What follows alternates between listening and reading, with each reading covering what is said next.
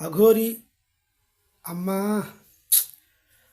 ఈ అఘోరి గాడు అనాలా, అఘోరి అనాలా, అఘోరు అనాలా, ఏం అర్థం కావట్లేదు. మొత్తానికి అఘోరి ఉరఫ్ శ్రీనివాస్ శ్రీవర్షిని మొన్నటిదాకా వశపరుచుకున్నాడు, అంజనం వేశాడు, ఏమో చేసి ఆ అమ్మాయిని మాయ మాటలతో వశపరుచుకున్నాడు అని అందరం అనుకున్నాం. కానీ ఈ అమ్మాయే తప్పు చేసింది అనడానికి మన దగ్గర సాక్ష్యాలు ఉన్నాయి. ఎంతకీ ఆమె ఒప్పుకోవట్లేదు. అంతకంటే అందగాడు లేడు, అంతకంటే శుద్ధమైన వాడు లేడు, ఆయనే నా రాజు, సాధనలో భాగంగా నేను ఎంతో నేర్చుకున్నాను అని చెబుతుంది శ్రీవర్షిని. బీటెక్ వరకు చదివించింది ఎవరు? తనని పోషించింది ఎవరు? చదువు చెప్పించి ఫీజులు కట్టింది ఎవరు? కని పెంచి మోసింది ఎవరు? తల్లిదండ్రులు కాదా? ఆలన పాలన అంతా చూసుకుంది అన్నయ్యలు కాదా?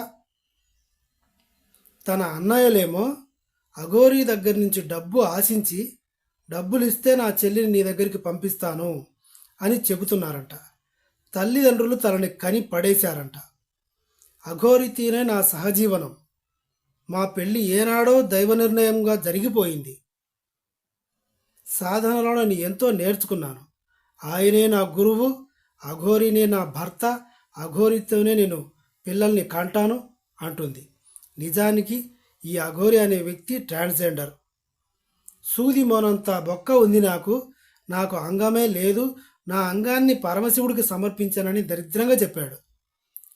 లాస్ట్ టైం నేను చేసిన ఒక వీడియోలో ఒక లేడీ ఫాలోవర్ కూడా అఘోరి గురించి నీకేం తెలుసు, పరమశివుడి అంశాలు వాళ్ళ గురించి తప్పుగా మాట్లాడితే నీ తల 1000 వ్రక్కల గునిగాక అని నాకు వార్నింగ్ ఇచ్చింది.